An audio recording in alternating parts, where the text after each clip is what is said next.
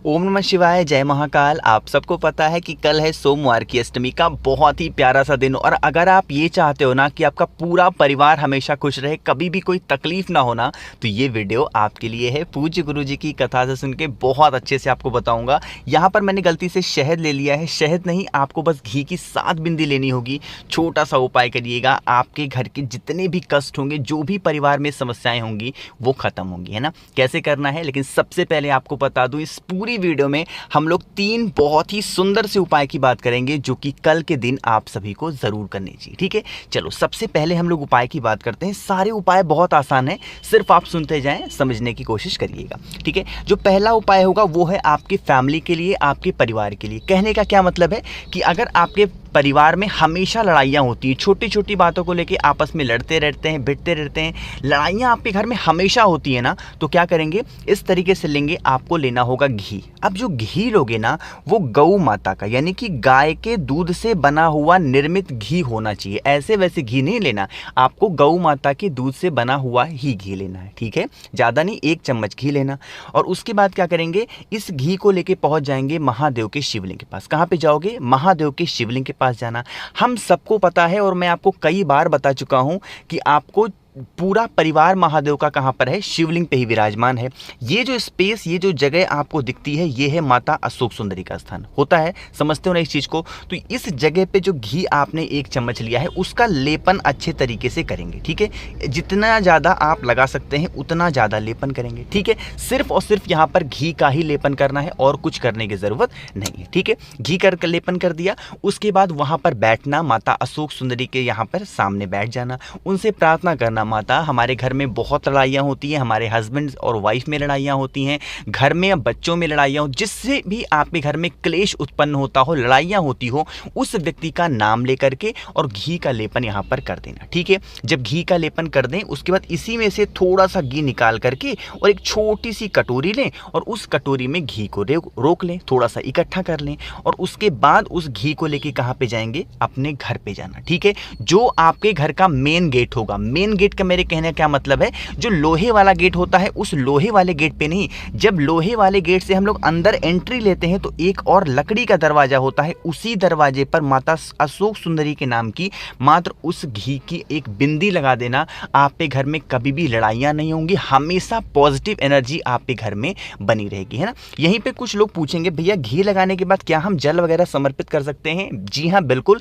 घी लगाने के बाद जब घी आप कटोरी में रोक लें, उसके बाद 1 लोटा शुद्ध जल तांबे के लोटे से महादेव के शिवलिंग के ऊपर श्री शिवाय नमस्तुभ्यम का स्मरण करते हुए समर्पित करना। जो भी व्यक्ति सोमवार के दिन या फिर सोमवार की अष्टमी के दिन इस तरीके से उपाय को करता है, उसके घर से जितनी भी समस्याएं होती हैं, नेगेटिव एनर्जी होती है, वो घर के बाहर निकल जाती है। बात आई समझ में? चलो, पहले उपाय की 2 बात हमने यहाँ पर कर ली है। आगे बढ़ते हैं इस वीडियो में। अब हम लोग अपने दूसरे उपाय की तरफ। लेकिन ये दूसरा उपाय बताने से पहले एक छोटा सा काम आप सभी को करना है, वो है वीडियो को लाइक कर दो, और जिसने अभी तक चैनल को सब्सक्राइब नहीं किया ना, तो जल्दी से चैनल को सब्सक्राइब कर दो। ठीक है, चलो सबसे पहले समझते हैं कि इस उपाय को करने के आपके फायदे क्या हैं। ठीक है, सबसे पहला फायदा तो ये है हस्बैंड और वाइफ। मेनली ये उपाय किनके लिए है, पति और पत्नी के लिए। जो भी हस्बैंड वाइफ में हमेशा लड़ाइयाँ होती है ना, छोटी छोटी बात को लेके, वो इस उपाय को कर सकते हैं। दूसरा, वो इस उपाय को कर सकते हैं जिनके घर में प्रेम नहीं है, कहने का मतलब एकता नहीं है, हमेशा लड़ाइयाँ होती हैं, आपस में लड़ते रहते हैं, एक दूसरे की चुगली करते रहते हैं,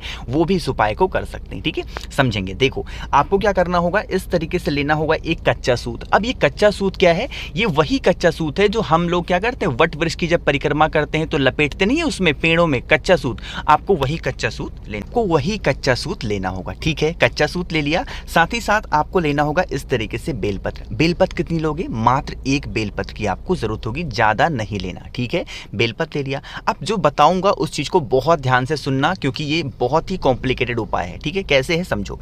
आपको क्या करना है, महादेव के मंदिर में जाना। जैसे ही महादेव के मंदिर में आप पहुंचोगे, सबसे पहले दर्शन किसके होंगे, आपको नंदी बाबा के। अरे होंगे ना दर्शन, तो क्या करेंगे, उस 1 बेलपत्र को वहीं पर नंदी बाबा के पीछे बैठेंगे, यहाँ पर पीछे बैठ जाना, और उस 1 बेलपत्र को लेना, और जो कच्चा सूत है उसको लेना। ठीक है, ले लिया। अब कच्चे सूत को क्या करेंगे, अपने हाथ पे कुछ इस तरीके से लपेटेंगे। कितनी बार घुमाएंगे, 7 बार, 7 टाइम्स घुमाएंगे, नाम और गोत्र बोल करके। अगर पति ये उपाय अपनी पत्नी के लिए कर रहे हैं तो पत्नी का नाम और गोत्र, अगर कोई पत्नी अपने पति के लिए कर रही हैं तो पति का नाम और गोत्र बोल करके इसको लपेटेंगे, या फिर जिस भी इंसान से लड़ाइयाँ होती हैं उस इंसान का नाम और गोत्र बोलेंगे। ठीक है, इतना करने के बाद अपने हाथों पर इस तरीके से उस कच्चे सूत को 7 बार घुमाना। ठीक है, बांधना नहीं है, बस 7 बार लपेट देना, थोड़ा सा ढीला रखना। ढीला क्यों रखना? क्योंकि जब 7 बार आप लपेट दें उसके बाद इस कच्चे सूत को अपने हाथों से निकाल लें, बाहर निकाल लें। ठीक, ऐसे लपेटा हुआ ही बाहर निकाल लें। उसके बाद क्या करेंगे, यहाँ से नंदी बाबा के पीछे से उठेंगे। ठीक है, उठने के बाद कहाँ पे जाएंगे, महादेव के शिवलिंग के पास जाके खड़े होंगे। जो नियम बताऊंगा समझना, मैं आप सबको कई बार बता चुका हूँ, महादेव का पूरा परिवार शिवलिंग पे ही विराजमान है ना।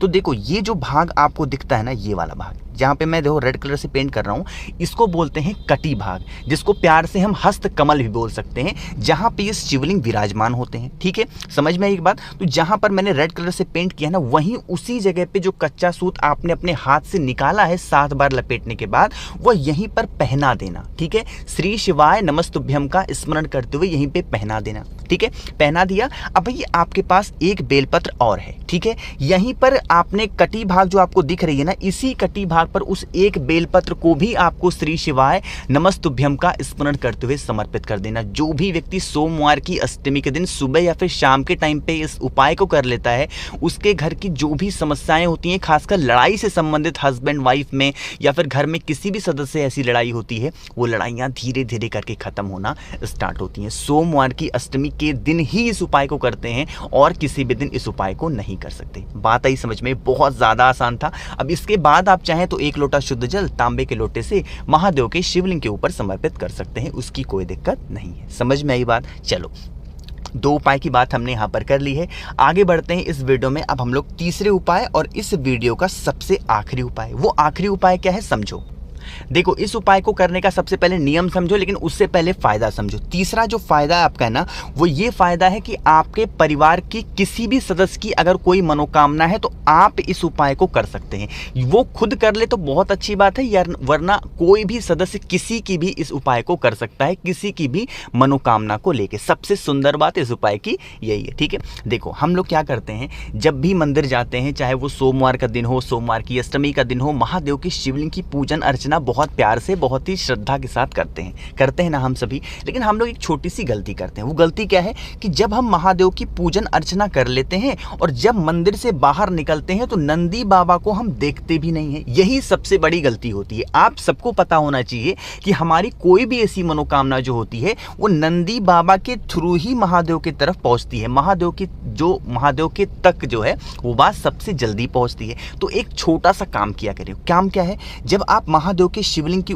पूजन अर्चना जो भी करना हो कर लिया करें। जब आप मंदिर से बाहर निकले और सबसे पहले दर्शन करें नंदी बाबा के, तो घर जाते समय नंदी बाबा का उठे वाले पैर पर अपना हाथ रख करके और उनसे कह देना कि मैंने ये चीज़ महादेव से कही है, मेरी यह विश है, मनोकामना है, मेरी अधूरी रह जा रही है, या फिर मेरे घर के इस सदस्य की ये मनोकामना है, पूरी नहीं हो पा रही है, आप उन तक मेरी इस बात को पहुंचा देना। उनका दाहिना पैर स्पर्श करके उसके बाद आप अपने घर की तरफ चले जाना। जो भी आपके विशेष होंगी, जो भी आपकी इच्छाएं होंगी, नंदी बाबा महादेव तक जरूर पहुंचाएंगे और आपकी सारी इच्छाएं पूरी होंगी।